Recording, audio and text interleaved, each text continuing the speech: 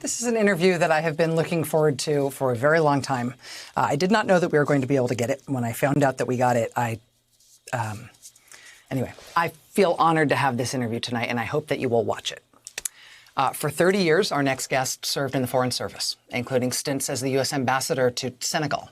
For 7 months, he served as the acting U.S. ambassador to the UK at the beginning of the Trump administration. But it was in 2018, in his role as the Deputy Chief of Mission at the U.S. Embassy in London, the #2 position at the U.S. Embassy in Britain, that Louis Lukens learned of a remarkable request, a jaw-dropping request, something absolutely unthinkable from any other presidential administration. He learned that President Trump had asked the U.S. ambassador to Britain, Woody Johnson, to try to get the British government to move the British Open golf tournament to the president's own golf resort in Scotland. According to the New York Times, Mr. Lukens advised the ambassador, quote, that he should not do this, that it would violate ethical guidelines at the State Department. When the ambassador raised the issue again a month later, asking, who should I talk to in the British government, Mr. Lukens replied, quote, no one. But then Ambassador Johnson reportedly went ahead and did it. He raised the issue with the British government anyway. He delivered this request from the president to a senior British government official. And that scandal, that grade A example of base level corruption in government, is a matter that's now believed to be included in an investigatory report by the Office of the Inspector General at the State Department. That report, however, has never been released. Well, I'm pleased to say that joining us now for the interview, his first since the New York Times story broke, is former ambassador and now retired career Foreign Service officer Louis Lukens. Mr. Lukens currently serves as a senior partner with Signum Global Advisors. Ambassador Lukens, it's a real honor to have you with us tonight. Thank you so much for making the time. Thank you. It's a pleasure to be with you. I've been summing up the way I understand this story based just on public reporting, mostly from the Times, but also from a few other outlets. I just want to ask if anything that I've said strikes you as wrong, or if I'm looking at any of this the wrong way around, or putting the emphasis on the wrong part of any part of this story. No, the reporting has been very accurate on this. The New York Times story really got it right. Just as you described just now in your recap, the ambassador came back from a meeting at the White House. The very next morning, he came and talked to me. He said, the president wants me to do this. Who should I talk to? How should I go about doing it? I said, you shouldn't do it. This is unethical, probably illegal. A couple of weeks later, he asked again. I gave him the same answer.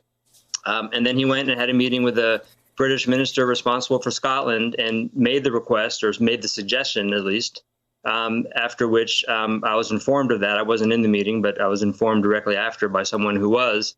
And I, let Washington know, but and also kept detailed notes on my own of what was happening at the time.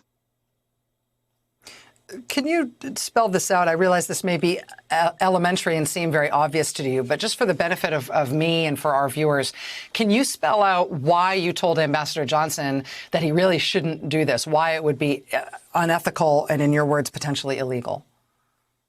Well, look, it's a clear example of trying to use U.S. government resources and in the position of the U.S. ambassador to the Court of St. James to line the president's pocket, to promote his personal business and support his personal financial interests.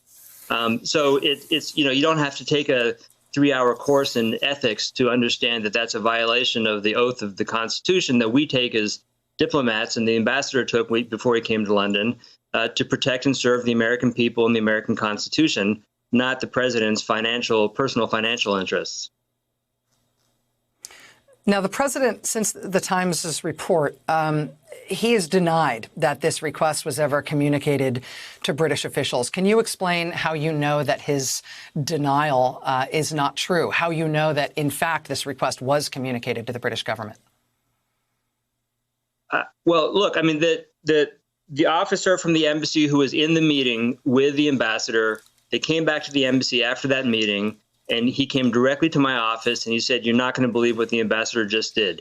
He just asked about having the golf tournament moved to Turnberry, Scotland. So there's no reason he would have said that or reported that to me immediately had the ambassador not actually done that. Wow. You've said that you contacted the State Department to let them know what happened and to let them know that this, that you believe to be improper, potentially illegal, had actually gone ahead. It wasn't just proposed. It was something that had been acted on by the ambassador. How did State Department officials respond to you after you communicated this back home to Washington?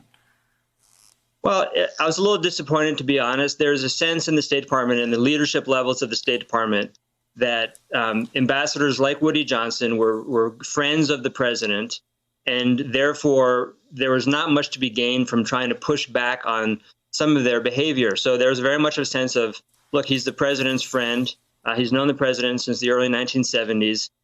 There's not much we can do about that. And without having leadership in the State Department and having Secretary of State willing to address some of these issues, and certainly the president not willing to address them, I think there was a feeling amongst the senior career people and even some of the senior political appointees that it's just not worth going down that road.